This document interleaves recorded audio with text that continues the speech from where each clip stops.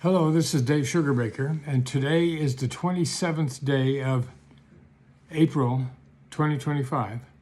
And I have a topic that is close to the news today, and that is about the death of Francis. So I have a bit of scripture from John 13, and this is what it is. I give you a new commandment, that you love one another. Just as I have loved you, you should also love one another. By this everyone will know that you are my disciples, if you have love for one another. Working as a chaplain and bereavement follow-up person for hospice for 5 years taught me many things. I learned that to some minimal extent, we can decide when our life ends. I saw it happen too many times. A patient would have a diagnosis that would indicate they could die at any time, and yet there's a special birthday coming up, and the patient survives until that birthday and then dies the day after. Another patient, and this is a very specific incident, a man had very few relatives, but there was a loud, irritating ex-wife who, for her own reasons, decided she wanted to be present when her ex-husband took his last breath. Maybe she wanted to be sure that she had the very, very, very, very last word. He appeared to be in a coma and wasn't expected to regain consciousness. He wasn't interacting with anybody or anything. She spent most of the day in his room, waiting for him to die. I came along to the hospital room for a visit, and she was relieved to see me. Turns out she was dying for a cigarette. She explained loudly that she wanted to be present for his death, but she was going to take a 15-minute smoke break downstairs, and she'd be right back. The patient died in that 15 minutes that she was gone, and she was not a happy camper. But I don't believe that it was just happenstance. I believe he made a decision as to when it was that he was going to come to a final end. Pope Francis almost died several weeks ago, and he struggled back. And he was healthy enough to receive visitors like J.D. Vance and his wife. He arranged for the Pope-mobile to take him around St. Peter's Square on Easter Sunday afternoon so he could give blessings to the Easter visitors to the Vatican. And he died the day after Easter. And Easter was that important to him, I believe, that he was able to carry on and do what he needed to do for Easter celebrations, and then passed away the next day. I liked Francis. I felt that he was a breath of fresh air for the Roman Catholic Church. In some ways, I think he's going to be remembered as the first modern pope.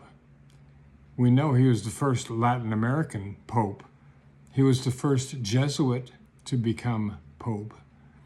He was the first non-European in 1,200 years to be pope.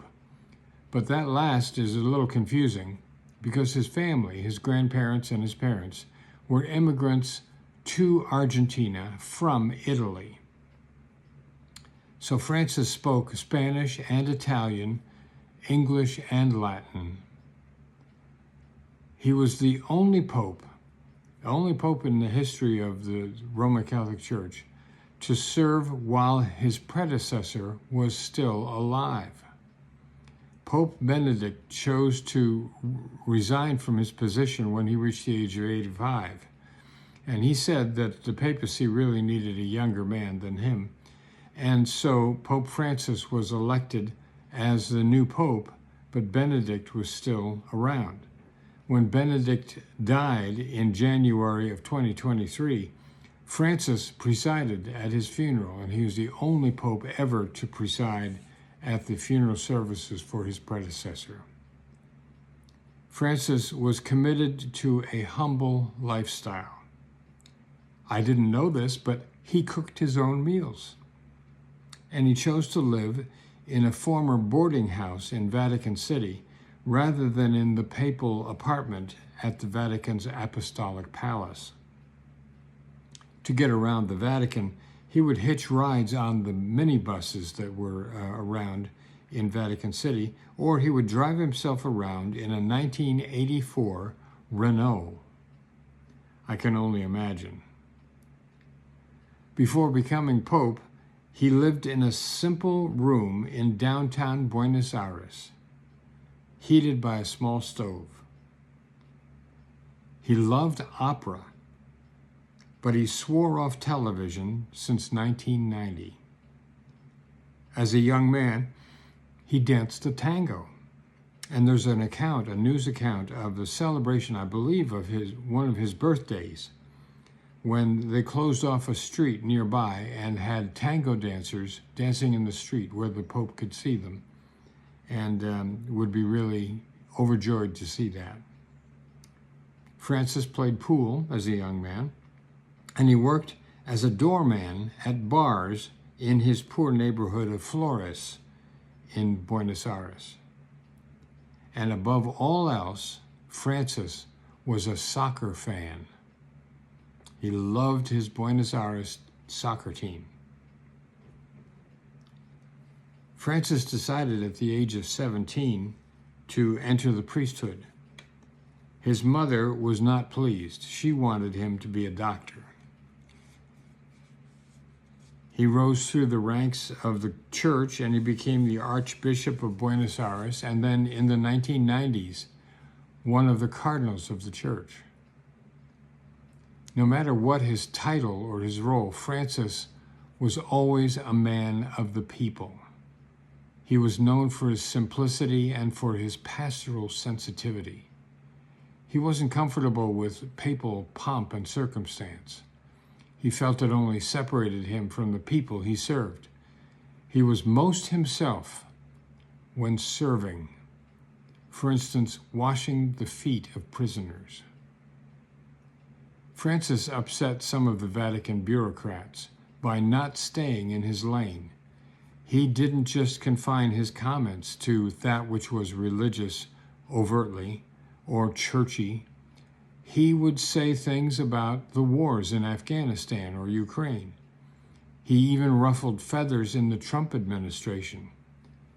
He wouldn't, or he couldn't, just talk about religion.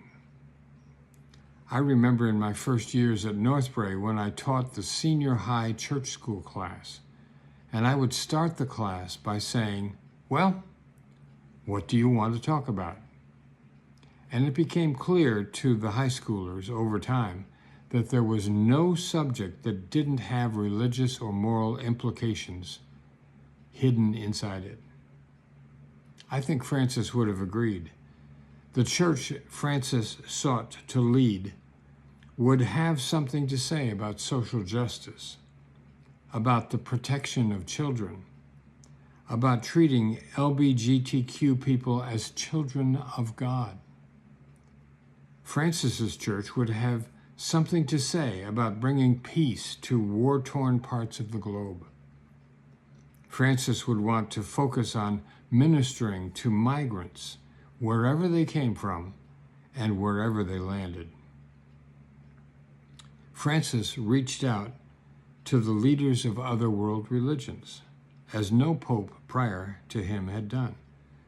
I remember pictures of him meeting with the patriarch of the Eastern Orthodox Church. There were amazing pictures. In his humility, he was open to others who followed different religious paths. Francis, in the last week of his life, had one regret that he voiced to people around him, and that was that on Thursday night, he was unable physically to go to the prison and to wash prisoners' feet on Monday, Thursday evening. That was his regret. But he managed to hang in there and do Easter one last time before the end of his life came. I'm going to miss Francis. I think he was a breath of fresh air for a tradition-bound church. And I hope whoever follows him follows in his footsteps. Now, God bless you. If you find value in this, I hope you'll pass it along. And take care of yourself. Stay safe. I'll see you soon.